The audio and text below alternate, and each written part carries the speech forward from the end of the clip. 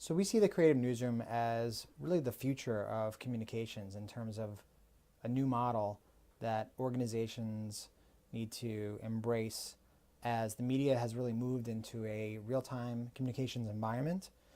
And it's essentially basically taking the best of an editorial mindset and creative skills in terms of making content compelling and interesting and relevant to audiences, presenting it in a way that encourages to share that content. It allows brands and organizations to get their stories and messages out directly, and it works with media companies in ways that we haven't worked with them in the past. So for brands and organizations, Creative Newsroom can do a couple of things.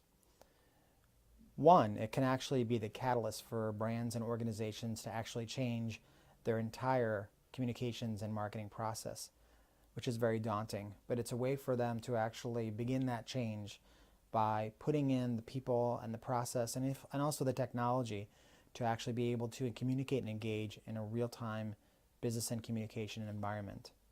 It also gives brands the opportunity to act more like publishers, to actually be able to get their story out there directly, whether that's promoting or protecting. Ultimately, it gives brands and organizations a new way to engage with stakeholders that matter to them. The way we got our stories told through the media used to be pretty straightforward. We'd find the media, journalists that we wanted to work with, that ideally we'd have tell our story. We would pitch them that story, and ideally, if it worked, we would have that story told on behalf of our clients. Increasingly, media companies are facing their own challenges. There are now new ways to work with them.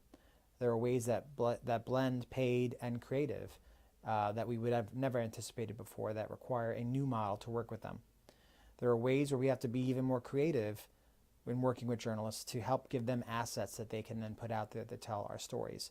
That requires ingenuity, it requires creativity, and requires different levels of production that we haven't had to tap in the past.